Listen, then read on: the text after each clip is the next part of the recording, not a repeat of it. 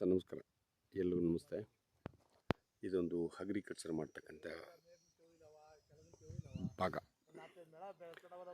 ಈ ಭಾಗ ಏನು ನೋಡ್ತಾ ಇದ್ದೀರಲ್ಲ, ಇದೆಲ್ಲ ಸಂಪೂರ್ಣ ಇದೇ ಥರ ಮಣ್ಣು, ಸ್ವಲ್ಪ red and brown mix. But ಒಂಥರ ನುರ್ಜ್ಗಲ್ ಬರ್ತದೆ ನೋಡಿ, ಇಲ್ಲಿ ಎತ್ತಾಕಿದಾರಲ್ಲ ಈ ಥರ ಬರ್ತದೆ. ಅಂದರೆ ಹಂಗೆ ವ್ಯವಸಾಯ ಮಾಡ್ತಾ ಮಾಡ್ತಾ ಮಾಡ್ತಾ ಮಾಡ್ತಾ ಹೊರಟೋಗುತ್ತೆ ಅದು. ಆಯಿತಾ, ಇದು ಎಚ್ ಡಿ ಕೋಟೆ ರಿಜಿಸ್ಟ್ರೇಷನ್ ಸಂಬಂಧಪಟ್ಟಂಥ ಒಂದು ಆಸ್ತಿ.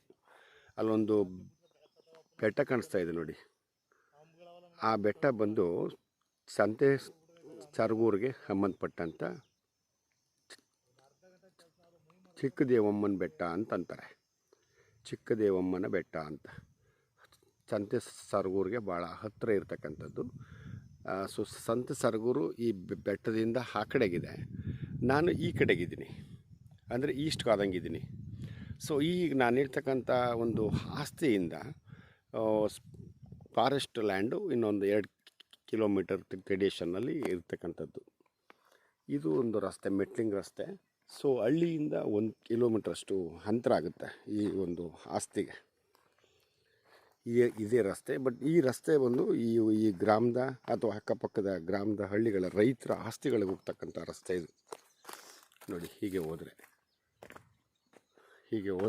ಈ ಗ್ರಾಮದ ರೈತರ ಆಸ್ತಿಗಳಿಗೆ ಹೋಗತಕ್ಕಂಥದ್ದು.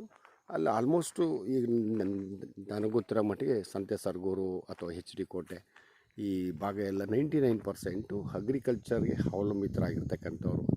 ಅವರು ಅಂದರೆ ಈ ಭಾಗದಲ್ಲಿರ್ತಕ್ಕಂಥ ಎಲ್ಲ ಜಾತಿ ಜನಾಂಗದ ಜನರು ಕೂಡ.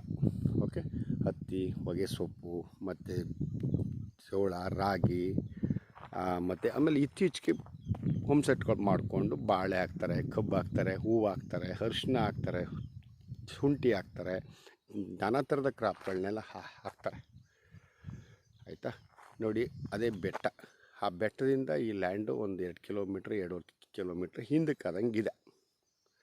ಇದು ಎಚ್ ಡಿ ಕೋಟೆ ರಿಜಿಸ್ಟ್ರೇಷನ್ ಸಂಬಂಧಪಟ್ಟಂಥ ಒಂದು ಆಸ್ತಿ. ಇವ್ರು ಹೇಳೋ ಪ್ರಕಾರ ಈ ಸಂತೆ ಸರಗೂರು ಈ ಲ್ಯಾಂಡಿಂದ ಒಂದು 6 ಕಿಲೋಮೀಟ್ರ್ ರೇಡಿಯೇಷನ್ನಲ್ಲಿದೆ ಅಂತ.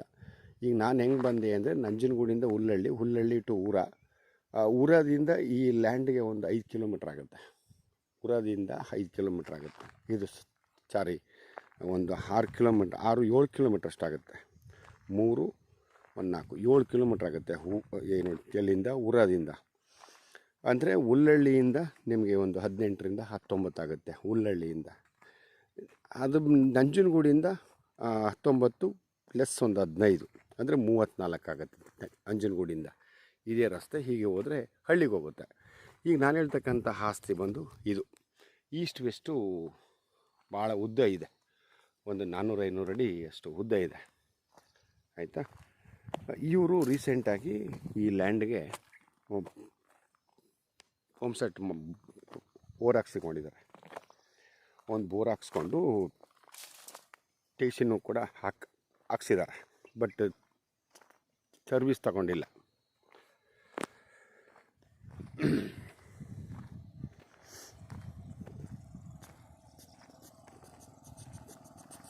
ಸರ್ವಿಸ್ ಆಗಿಲ್ಲ. ಬಟ್ 260 ಅಡಿಗೆ ಒಳ್ಳೆ ನೀರು ಬಂತಂತೆ. ಇವರು 500 ಅಡಿ ಹಾಕ್ಸಿದ್ದಾರೆ. ಇದು ನುರ್ಜ್ಗಲ್ಲಿದೆ, ಸೇಮ್ ಹಿಂಗೇ ಆಸ್ತಿ ಒಳಗಡೆ. ಏನಂದರೆ ವ್ಯವಸಾಯ ಮಾಡ್ತಾ ಅದೆಲ್ಲ ದಪ್ಪದು ಯಾವುದಿರ್ತದೋ ಅದನ್ನು ಎತ್ತಾಕ್ಬಿಟ್ರೆ ಇನ್ನು ಒಳಭಾಗದಲ್ಲಿ ಏನಿಲ್ಲ. ಇದು ಮೇಲ್ಭಾಗದಲ್ಲಿ ಇರ್ತಕ್ಕಂಥದ್ದು. ಈಗ ನಾವು ಇದಕ್ಕೆ ಮನೆಗಳಿಗೆ ಬೇಸ್ಮಠ ಪಾಯ ಮಾಡ್ತೀವಲ್ಲ, ಆ ಪಾಯಕ್ಕೆ ನಮ್ಮ ಹಳ್ಳಿ ಭಾಗದಲ್ಲಿ ಇಂಥ ಕಲ್ಲುಗಳನ್ನೇ ಉಪಯೋಗಿಸೋದು ನಾವು. ಅಂದರೆ ಒಳಗಡೆ ಹಾಕಲಿಕ್ಕೆ. ಆಯಿತಾ, ಈ ಕಲ್ಲು ಅಂದರೆ ಕೆಲವು ಭಾಗದಲ್ಲಿ ಈ ಥರ ಇರ್ತದೆ, ಅದೇನೂ ಮಾಡೋಕ್ಕಾಗಲ್ಲ. ಆ ಭಾಗದ ಆಸ್ತಿಗೆ ಒಂದು ಇದ್ರ ಮೇಲೆ ಹೋಗುತ್ತೆ. ಆಸ್ತಿ ಮಾತ್ರ ಒಂದು ಸಮತಟ್ಟವಾಗಿದೆ. ಇವರು ಏನು ಹಾಕಿದ್ದಾರೆ ಅಣ್ಣ, ಏನು ಹಾಕಿರೋದು ಅವರೇನಾ? ಅವರೇ ಹಾಕಿದ್ದಾರೆ ನೋಡಿ. ಇದು TC ಈಗ ತಾನೇ ರೀಸೆಂಟಾಗಿ ಮಾಡಿದ್ದಾರೆ. ಸರ್ವಿಸ್ ಆಗಿಲ್ಲ ಅಷ್ಟೇ, ಸರ್ವಿಸ್ ಮಾಡಿಸ್ಕೊಡ್ತಾರಂತೆ. ನೀವು ಬೋರು ಹಾಕ್ಸಿದ್ದಾರೆ. 260 ಅಡಿ ಒಳ್ಳೆ ನೀರು ಬಂದಿದೆ. ಬಟ್ 500 ಅಡಿ ಇವ್ರು ಹೋಗಿದ್ದಾರೆ, 500 ಅಡಿ ತನಕ ಹೋಗಿದ್ದಾರೆ. ಒಳ್ಳೆ ನೀರಿದೆ ಅಂತ ಸರ್ವಿಸ್ ಮಾಡಿಸ್ಕೊಡ್ತಾರೆ.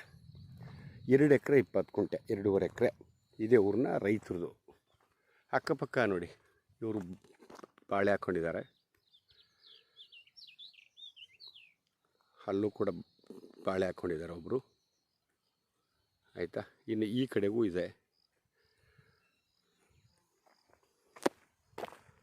ಈ ಆಸ್ತಿಗೆ ಒಂದು ಕಣ್ಣಂಗೆ ಇನ್ನೊಂದು ಉತ್ತರ ದಕ್ಷಿಣ ಅಭಿಮುಖವಾಗಿ ಇನ್ನೊಂದು ರಸ್ತೆ ಇದೆ. ಅದು ಅಂದರೆ ಈ ಆಸ್ತಿ ಮಾಲೀಕರಿದ್ದಾರಲ್ಲ, ಅವರ ಹಣ್ಣು ತಮ್ಮದಿರ ಆಸ್ತಿಗಳಿಗೆ ಹಿಂಭಾಗದ್ದೇನೆ ಅವರ ಆಸ್ತಿಗಳು.